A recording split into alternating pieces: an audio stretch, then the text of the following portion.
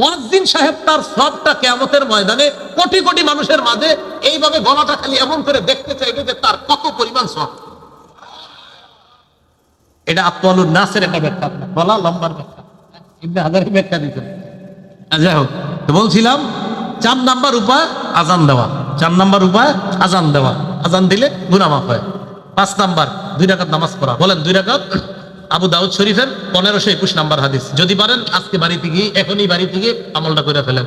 রাসূল বলেন, মা মিন আবদিন ইউজনিবু যামবান, কোন বান্দা একটা গুনাহ করার পর ফায়াহসিনুত তুহুরা, পবিত্রতা অর্জন করে সুন্দরভাবে, সুম্মা ইয়াকুমু, এরপর নামাজে দাঁড়ায়, ফায়ুসাল্লি রাকআতাইন, 2 রাকাত নামাজ পড়ে, সুম্মা ইস্তাগফিরুল্লাহ, এরপর আস্তে আস্তে আল্লাহর কাছে ইস্তেগফার পাঠ করে, 2 রাকাত নামাজ পড়ার পর আস্তাগফিরুল্লাহ আস্তাগফিরুল্লাহ আস্তাগফিরুল্লাহ ইল্লা গফারাল্লাহু লা, আল্লাহ তাকে মাফ করে দেয়।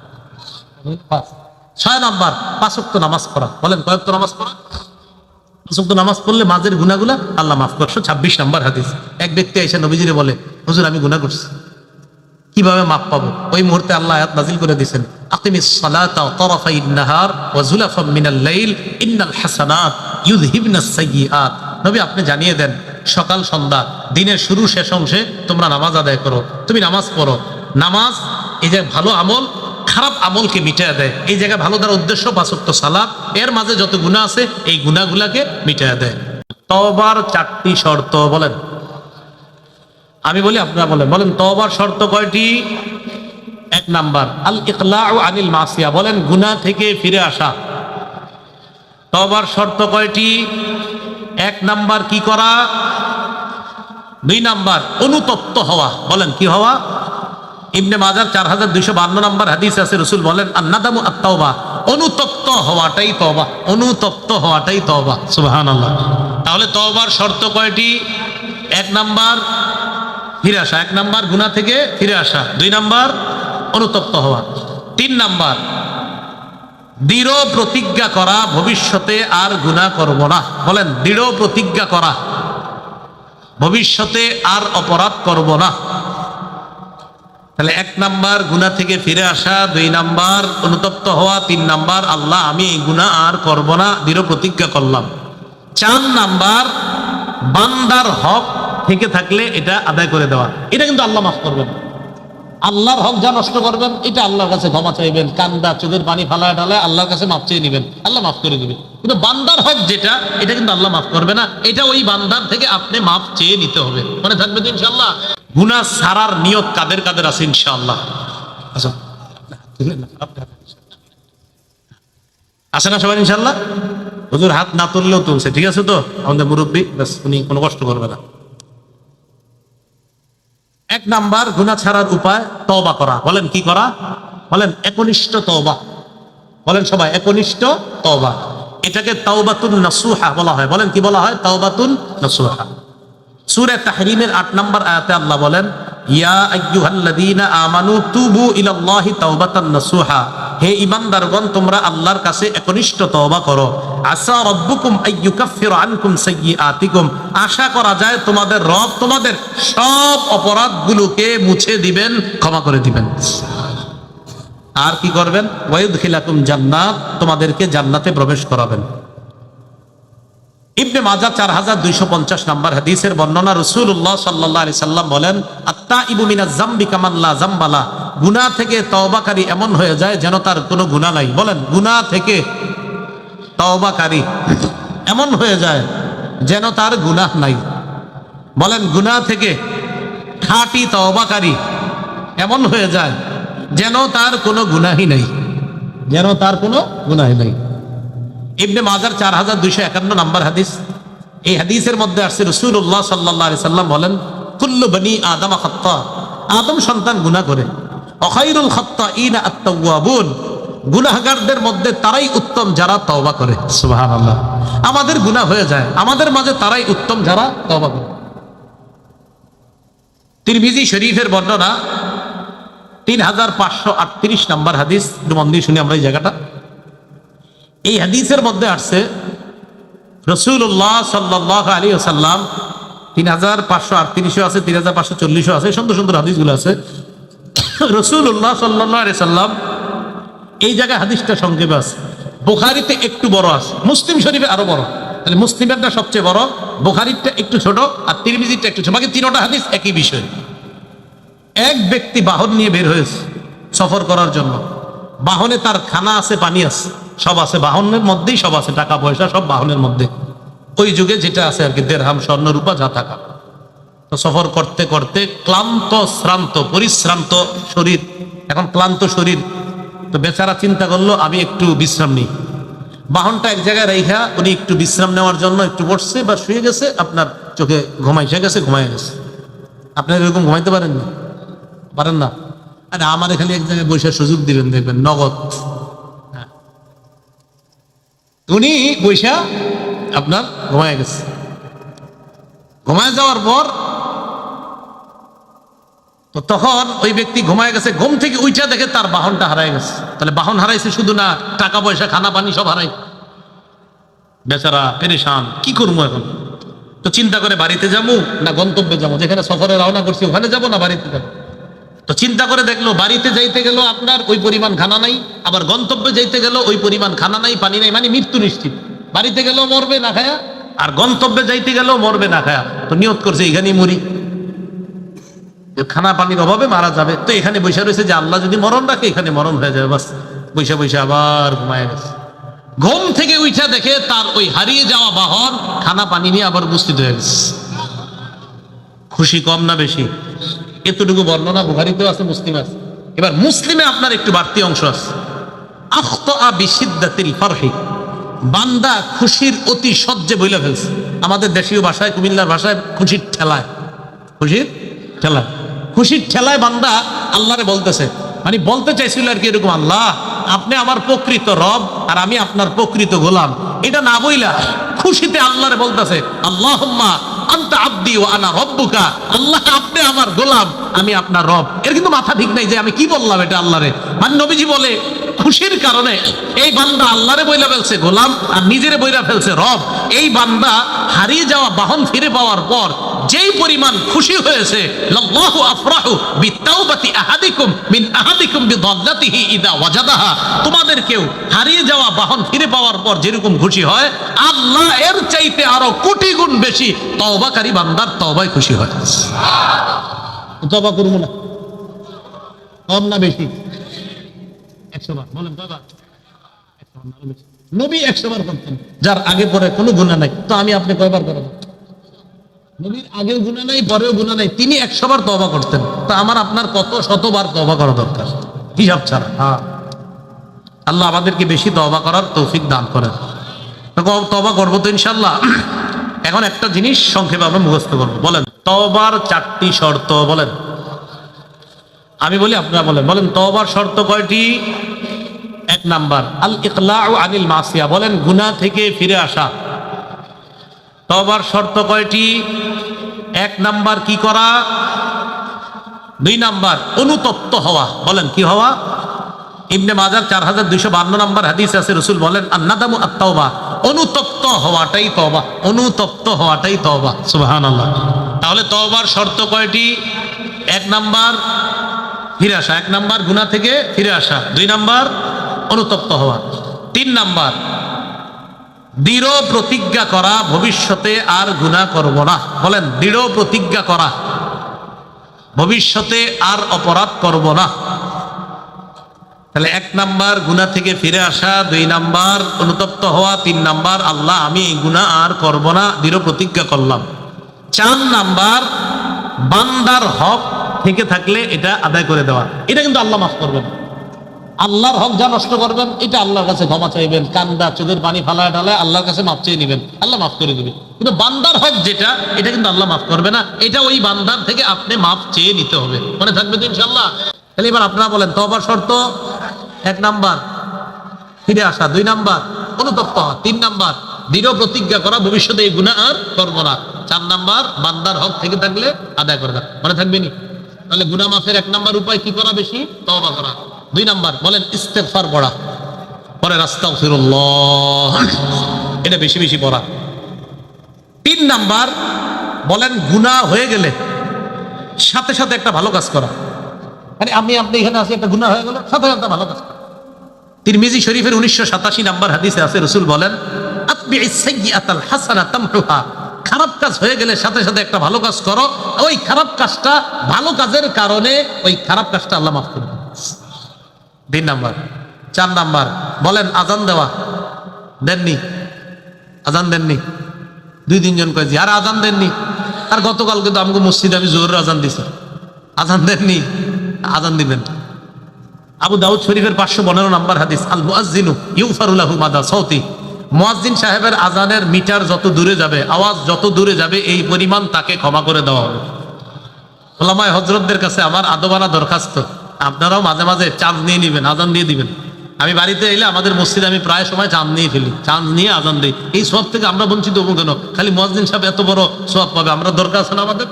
আমরাও আজান দিব মাঝে মাঝে, আমরা খালি দোয়া করবো। মাঝে মাঝে মুয়াজ্জিন সাহেব একটু দেরি করে, তোমার স্বামী গিয়ে চাঁদ দিয়ে আজান দেবে। আবার এই নিয়ত করেন না যে দেরি করলে চাকরি খাবো, এরকম না, ঠিক না?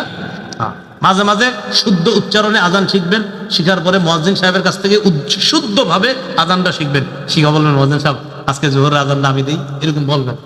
কেন? যে আল্লাহ পক্ষ থেকে মুয়াজ্জিনের যে ফজিলত, আমার একটা বয়ান আছে মনে হয়, দেখবেন মুয়াজ্জিনের ফজিলত সম্পর্কে লম্বা একটা আলোচনা আছে, মুয়াজ্জিনের ফজিলত সম্পর্কে শুধু ওখানে। তো ওখানে একটা সাতওয়ালুন নাস আনাকা ইয়াউমাল কিয়ামাতিল মুয়াজ্জিনুন, কিয়ামতের ময়দানে মুয়াজ্জিন সাহেবের গলা সবচেয়ে লম্বা হবে। মানে কি জিরাফের মতো? না, অর্থাৎ কোটি কোটি মানুষের মাঝে চেনা যাবে, হ্যাঁ হ্যাঁ তিনি দুনিয়াতে মুয়াজ্জিন ছিলেন। সুবহানাল্লাহ। হুজুর কিতাবে আরেকটা ব্যাখ্যা আছে যে আমরা রেজাল্ট দেখি না এইভাবে গলা, আমরা যখন রেজাল্ট দেখি, এখন তো আপনারা সব মোবাইলে দেখেন, সব শেষ হয়ে গেছে। আগে রেজাল্ট দেখার একটা মজা ছিল, এটা এখন নাই। মজা কি ছিল? আমরা দৌড়ে স্কুলে যেতাম, এটা একটা মজা ছিল। এখন এই মজাটা নাই, সব মোবাইলে দেখালাম। আর মজা কি? মোবাইলে দেখে ফেল, ঘরে ফাঁসি দেয়, আর পাশে মিষ্টি খাই। তো মানে ঘরে দরজাটা বন্ধ করে দেখে, যদি ফেল হয় ওখানেই শেষ, আর পাশ হইলে তো ঠিক আছে। আগে আমরা আনন্দ করে যাইতাম যে দেয়ালে রেজাল্ট টানাবে, এটা দেখবো। তো কি করি বলেন তো? এই আপনি কি করি? এইভাবে দেখি। বাবা মুয়াজ্জিন সাহেব তার সবটা কিয়ামতের ময়দানে কোটি কোটি মানুষের মাঝে এইভাবে গলাটা খালি এমন করে দেখতে চাইবে যে তার কত পরিমাণ সওয়াব।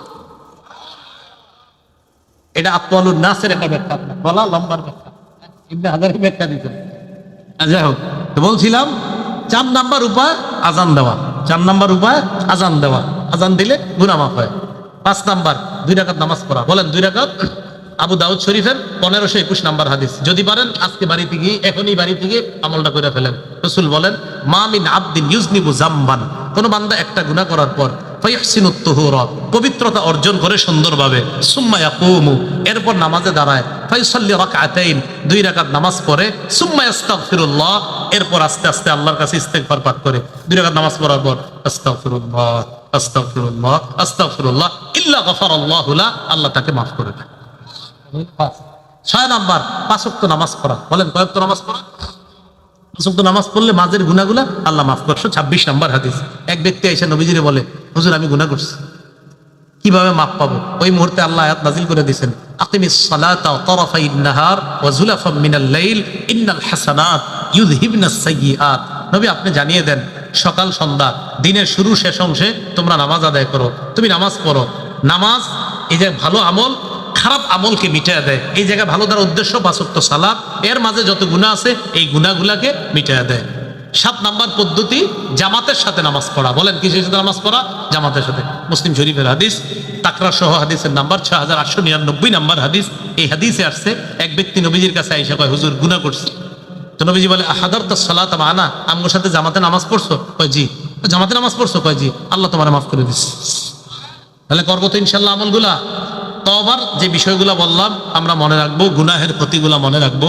তালেবে ইলম ছাত্র ভাই যারা আছে আমরা বিষয় আমরা সবাই মনে রাখবো, গুনাহ আর ইলম, কোরআন সুন্নাহর বিদ্যা একসাথে হবে না। আল্লাহ আমাদের সকলকে গুনাহ মুক্ত জীবন যাপন করে আমরা সবাই যাতে একসাথে আবার জান্নাতে দেখা সাক্ষাৎ করতে পারি, আল্লাহ তৌফিক দান করেন। আমিন ওয়া আখিরু দাওয়ানা আনিল হামদুলিল্লাহি রাব্বিল আলামিন। হুজুর দোয়া করবেন ইনশাআল্লাহ। তওবার শর্ত কয়টি? 1 নাম্বার আল ইকলাউ আনিল মাসিয়া। বলেন গুনাহ থেকে ফিরে আসা। তওবার শর্ত কয়টি? 1 নাম্বার কি করা? 2 নাম্বার অনুতপ্ত হওয়া। বলেন কি হওয়া? ইবনে মাজার 4252 নাম্বার হাদিস আছে, রাসূল বলেন আন-নাদামু আত-তাওবা, অনুতপ্ত হওয়াটাই তওবা, অনুতপ্ত হওয়াটাই তওবা। সুবহানাল্লাহ। তাহলে তওবার শর্ত কয়টি? এক নাম্বার ফিরে আসা, এক নাম্বার গুনাহ থেকে ফিরে আসা, দুই নাম্বার অনুতপ্ত হওয়া, তিন নাম্বার দৃঢ় প্রতিজ্ঞা করা ভবিষ্যতে আর গুনাহ করব না। বলেন, দৃঢ় প্রতিজ্ঞা করা ভবিষ্যতে আর অপরাধ করব না। তাহলে এক নাম্বার গুনাহ থেকে ফিরে আসা, দুই নাম্বার অনুতপ্ত হওয়া, তিন নাম্বার আল্লাহ আমি এই গুনাহ আর করব না, দৃঢ় প্রতিজ্ঞা করলাম। চার নাম্বার বান্দার হক থেকে থাকলে এটা আদায় করে দেওয়া। এটা কিন্তু আল্লাহ মাফ করবেন। আল্লাহর হক যা নষ্ট করবেন এটা আল্লাহর কাছে ক্ষমা চাইবেন, কান্দা চোখের পানি ফালায় ঢালায় আল্লাহর কাছে মাফ চেয়ে নেবেন, আল্লাহ মাফ করে দিবেন। কিন্তু বান্দার হক যেটা, এটা কিন্তু আল্লাহ মাফ করবে না, এটা ওই বান্দার থেকে আপনি মাফ চেয়ে নিতে হবে। মনে থাকবে তো ইনশাআল্লাহ? গুনাহ ছাড়ার নিয়ত কাদের কাদের আছে ইনশাআল্লাহ? আচ্ছা,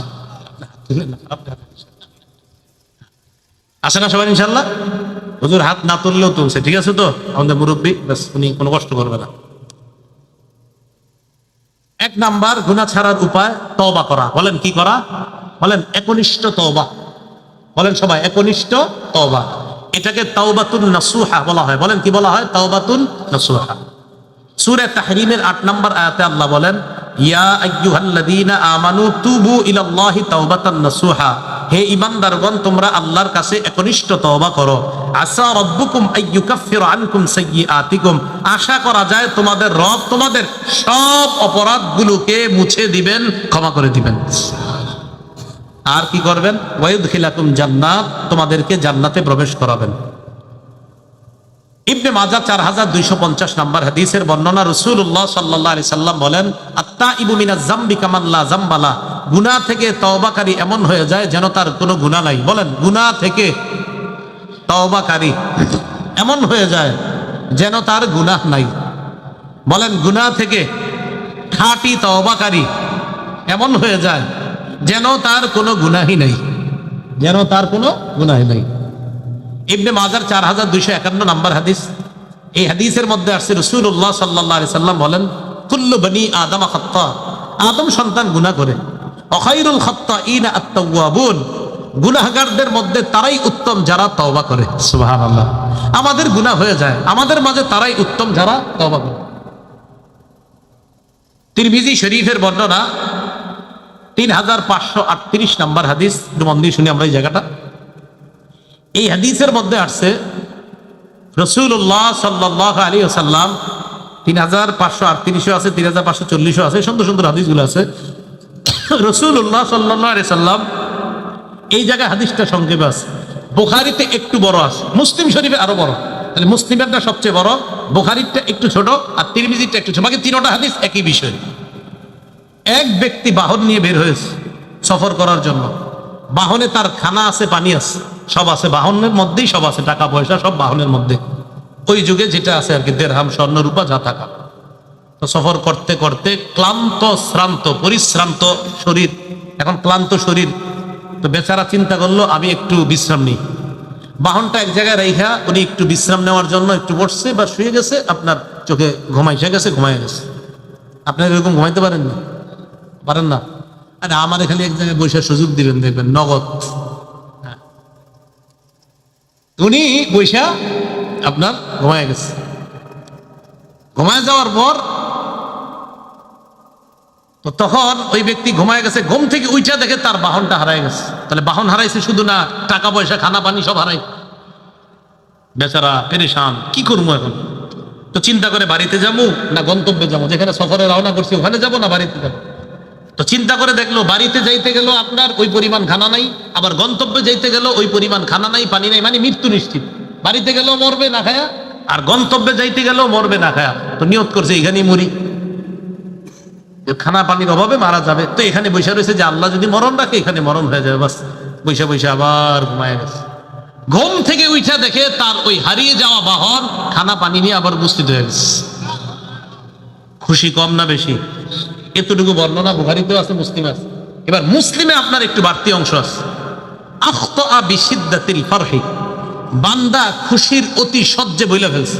আমাদের দেশীয় ভাষায়, কুমিল্লার ভাষায় খুশির ঠেলায়, খুশির ঠেলায়, খুশির ঠেলায় বান্দা আল্লাহরে বলতেছে, মানে বলতে চাইছিল আর কি এরকম, আল্লাহ আপনি আমার প্রকৃত রব আর আমি আপনার প্রকৃত গোলাম।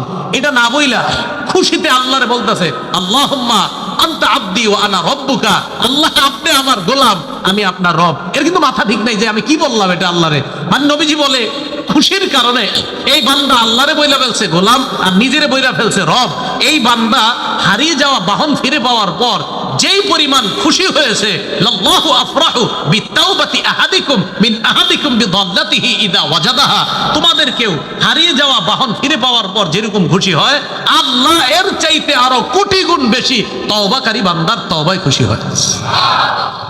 তওবা করব না, কম না বেশি?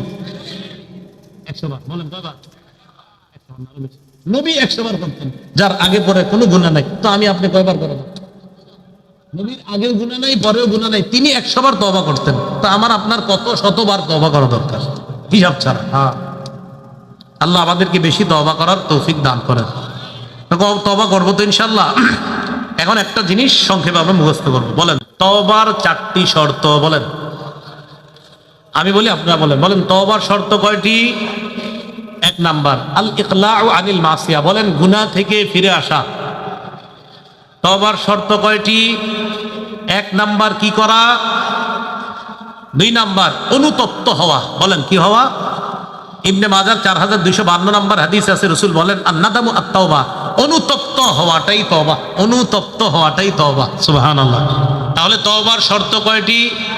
1 নাম্বার ফিরে আসা, 1 নাম্বার গুনাহ থেকে ফিরে আসা, 2 নাম্বার অনুতপ্ত হওয়া, 3 নাম্বার দৃঢ় প্রতিজ্ঞা করা ভবিষ্যতে আর গুনাহ করব না। বলেন দৃঢ় প্রতিজ্ঞা করা ভবিষ্যতে আর অপরাধ করব না। তাহলে 1 নাম্বার গুনাহ থেকে ফিরে আসা, 2 নাম্বার অনুতপ্ত হওয়া, 3 নাম্বার আল্লাহ আমি এই গুনাহ আর করব না, দৃঢ় প্রতিজ্ঞা করলাম। 4 নাম্বার বান্দার হক থেকে থাকলে এটা আদায় করে দেওয়া। এটা কিন্তু আল্লাহ মাফ করবেন। আল্লাহর হক যা নষ্ট করবেন এটা আল্লাহর কাছে ক্ষমা চাইবেন, কান্দা চোখের পানি ফালায় ঢালায় আল্লাহর কাছে মাফ চেয়ে নেবেন, আল্লাহ মাফ করে দিবে। কিন্তু বান্দার হক যেটা, এটা কিন্তু আল্লাহ মাফ করবে না, এটা ওই বান্দার থেকে আপনি মাফ চেয়ে নিতে হবে। মনে থাকবে তো ইনশাআল্লাহ? তাহলে এবার আপনারা বলেন তওবার শর্ত 1 নাম্বার ফিরে আসা, 2 নাম্বার অনুতপ্ত হওয়া, 3 নাম্বার দৃঢ় প্রতিজ্ঞা করা ভবিষ্যতে এই গুনাহ আর করব না, 4 নাম্বার বান্দার হক থেকে থাকলে আদায় করা। মনে থাকবে নি? তাহলে গুনাহ মাফের 1 নাম্বার উপায় কি করা? বেশি তওবা করা। 2 নাম্বার বলেন ইস্তেগফার পড়া, পরে আস্তাগফিরুল্লাহ, এটা বেশি বেশি পড়া। 3 নাম্বার বলেন গুনাহ হয়ে গেলে সাথে সাথে একটা ভালো কাজ করা। মানে আমি আপনি এখানে আছি, একটা গুনাহ হয়ে গেল, সাথে সাথে ভালো কাজ করা। তিরমিজি শরীফের 1987 নাম্বার হাদিসে আছে, রাসূল বলেন আতবিইস সাইয়্যাতাল হাসানা তামহুহা, খারাপ কাজ হয়ে গেলে সাথে সাথে একটা ভালো কাজ করো, ওই খারাপ কাজটা ভালো কাজের কারণে ওই খারাপ কাজটা আল্লাহ মাফ করে দেন। 3 নাম্বার। 4 নাম্বার বলেন আজান দেওয়া, দেননি? আজান দেননি? 2-3 জন কয় জি, আর আজান দেননি। আর গতকাল কিন্তু আমাকে মসজিদে আমি জোহরের আজান দিছি, আজান দেননি? আজান দিবেন। আবু দাউদ শরীফের 515 নাম্বার হাদিস, আল মুয়াজ্জিনু ইউফারু লাহু মাদা সাউতি, মুয়াজ্জিন সাহেবের আজানের মিটার যত দূরে যাবে, আওয়াজ যত দূরে যাবে, এই পরিমাণ তাকে ক্ষমা করে দেওয়া হবে। ওলামায়ে হযরতদের কাছে আমার আদবানা দরখাস্ত, আপনারাও মাঝে মাঝে চাঁদ নিয়ে নেবেন, আজান দিয়ে দিবেন। আমি বাড়িতে এলে আমাদের মসজিদে আমি প্রায় সময় চাঁদ নিয়ে ফেলি, চাঁদ নিয়ে আজান দিই। এই সব থেকে আমরা বঞ্চিত হবো কেন? খালি মুয়াজ্জিন সাহেব এত বড় সওয়াব পাবে, আমরা দরকার আছে না আমাদের? আমরাও আজান দিব মাঝে মাঝে, আমরা খালি দোয়া করবো। মাঝে মাঝে মুয়াজ্জিন সাহেব একটু দেরি করে, তোমার আমি গিয়ে চাঁদ দিয়ে আজান দিই। আবার এই নিয়ত করেন না যে দেরি করলে চাকরি খাবো, এরকম না, ঠিক না? মাঝে মাঝে শুদ্ধ উচ্চারণে আজান শিখবেন, শিখার পরে মুয়াজ্জিন সাহেবের কাছ থেকে শুদ্ধভাবে আজানটা শিখবেন। শিখা বলবেন মুয়াজ্জিন সাহেব আজকে জোহরের আজানটা আমি দিই, এরকম বলবেন। কেন? যে আল্লাহ পক্ষ থেকে মুয়াজ্জিনের যে ফজিলত, আমার একটা বয়ান আছে মনে হয়, দেখবেন মুয়াজ্জিনের ফজিলত সম্পর্কে লম্বা একটা আলোচনা আছে, মুয়াজ্জিনের ফজিলত সম্পর্কে শুধু ওখানে। তো ওখানে একটা আছে আতওয়ালুন নাস আনাকা ইয়াউমাল কিয়ামাতিল মুয়াজ্জিনুন, কিয়ামতের ময়দানে মুয়াজ্জিন সাহেবের গলা সবচেয়ে লম্বা হবে। মানে কি জিরাফের মতো? না, অর্থাৎ কোটি কোটি মানুষের মাঝে চেনা যাবে, হ্যাঁ হ্যাঁ তিনি দুনিয়াতে মুয়াজ্জিন ছিলেন। সুবহানাল্লাহ। হুজুর কিতাবে আরেকটা ব্যাখ্যা আছে যে আমরা রেজাল্ট দেখি না এইভাবে, আমরা যখন রেজাল্ট দেখি, এখন তো আপনারা সব মোবাইলে দেখেন, সব শেষ হয়ে গেছে। আগে রেজাল্ট দেখার একটা মজা ছিল, এটা এখন নাই। মজা কি ছিল? আমরা দৌড়ে স্কুলে যেতাম, এটা একটা মজা ছিল। এখন এই মজাটা নাই, সব মোবাইলে দেখালাম। আর মজা কি? মোবাইলে দেখে ফেল, ঘরে ফাঁসি দেয়, আর পাশে মিষ্টি খাইতো। মানে ঘরে দরজাটা বন্ধ করে দেখে যদি ফেল হয় ওখানেই শেষ। আর পাস হইলে তো ঠিক আছে। আগে আমরা আনন্দ করে যাইতাম যে দেয়ালে রেজাল্ট টানাবে, এটা দেখবো। তো কি করি বলেন তো? এই আপনি আপনি কইছেন, তুমি কইছেন, তুমি কইছেন, কি করি? এইভাবে দেখি বাবা। মুয়াজ্জিন সাহেব তার সবটা কিয়ামতের ময়দানে কোটি কোটি মানুষের মাঝে এইভাবে গলাটা খালি এমন করে দেখতে চাইবে যে তার কত পরিমাণ সব। এটা আতওয়ালুন নাসের একটা ব্যাখ্যা, বলা লম্বার ব্যাখ্যা, ইবনে হাজারী ব্যাখ্যা দিতেন। যাই হোক, তো বলছিলাম 4 নাম্বার উপায় আজান দেওয়া। 4 নাম্বার উপায় আজান দেওয়া। আজান দিলে গুনাহ মাফ হয়। 5 নাম্বার 2 রাকাত নামাজ পড়া। বলেন 2 রাকাত। আবু দাউদ শরীফের 1521 নাম্বার হাদিস। যদি পারেন আজকে বাড়িতে গিয়ে, এখনই বাড়িতে গিয়ে আমলটা করে ফেলেন। রাসূল বলেন, মা মিন আবদিন ইউজনিবু জামবান, কোন বান্দা একটা গুনাহ করার পর ফায়াহসিনুত তুহুরা, পবিত্রতা অর্জন করে সুন্দরভাবে, সুম্মা ইয়াকুমু, এরপর নামাজে দাঁড়ায়, ফায়ুসাল্লি রাকআতাইন, 2 রাকাত নামাজ পড়ে, সুম্মা ইস্তাগফিরুল্লাহ, এরপর আস্তে আস্তে আল্লাহর কাছে ইস্তেগফার পাঠ করে। 2 রাকাত নামাজ পড়ার পর আস্তাগফিরুল্লাহ আস্তাগফিরুল্লাহ আস্তাগফিরুল্লাহ ইল্লা গফারাল্লাহু লা, আল্লাহ তাকে মাফ করে দেয়। 6 নাম্বার 5 ওয়াক্ত নামাজ পড়া। বলেন কয় ওয়াক্ত নামাজ পড়া? 5 ওয়াক্ত নামাজ পড়লে মাঝের গুনাহগুলা আল্লাহ মাফ করে। 26 নাম্বার হাদিস। এক ব্যক্তি এসে নবীজিরে বলে, হুজুর আমি গুনাহ করছি, কিভাবে মাফ পাবো? ওই মুহূর্তে আল্লাহ আয়াত নাযিল করে দিয়েছেন, আকিমিস সালাতা তারাফাইন নাহার ওয়া যুলাফাম মিনাল লাইল ইন্নাল হাসানাত ইউযহিবনাস সাইয়্যাত। নবী আপনি জানিয়ে দেন, সকাল সন্ধ্যা দিনের শুরু শেষ অংশে তোমরা নামাজ আদায় করো, তুমি নামাজ পড়ো। নামাজ এই যে ভালো আমল খারাপ আমলকে মিটায় দেয়। এই জায়গায় ভালো দেওয়ার উদ্দেশ্য 5 ওয়াক্ত সালাত, এর মাঝে যত গুনাহ আছে এই গুনাহগুলাকে মিটায় দেয়। 7 নাম্বার পদ্ধতি জামাতের সাথে নামাজ পড়া। বলেন কিসের সাথে নামাজ পড়া? জামাতের সাথে। মুসলিম শরীফের হাদিস, তাকরার সহ হাদিসের নাম্বার 6899 নাম্বার হাদিস। এই হাদিসে আসছে, এক ব্যক্তি নবীজির কাছে আইসা কয়, হুজুর গুনাহ করছি। তো নবীজি বলে, আহাদারতাস সালাত মা'ানা, আমগোর সাথে জামাতে নামাজ পড়ছো? কয় জি। জামাতে নামাজ পড়ছো? কয় জি। আল্লাহ তোমারে মাফ করে দিচ্ছে। তাহলে করবো তো ইনশাআল্লাহ আমলগুলা। তওবার যে বিষয়গুলো বললাম আমরা মনে রাখবো, গুনাহের ক্ষতিগুলো মনে রাখবো। তালেবে ইলম ছাত্র ভাই যারা আছে আমরা বিষয় আমরা সবাই মনে রাখবো, গুনাহ আর ইলম, কোরআন সুন্নাহর বিদ্যা একসাথে হবে না। আল্লাহ আমাদের সকলকে গুনাহ মুক্ত জীবন যাপন করে আমরা সবাই যাতে একসাথে আবার জান্নাতে দেখা সাক্ষাৎ করতে পারি, আল্লাহ তৌফিক দান করেন। আমিন ওয়া আখিরু দাওয়ানা আনিল হামদুলিল্লাহি রাব্বিল আলামিন। হুজুর দোয়া করবেন ইনশাআল্লাহ।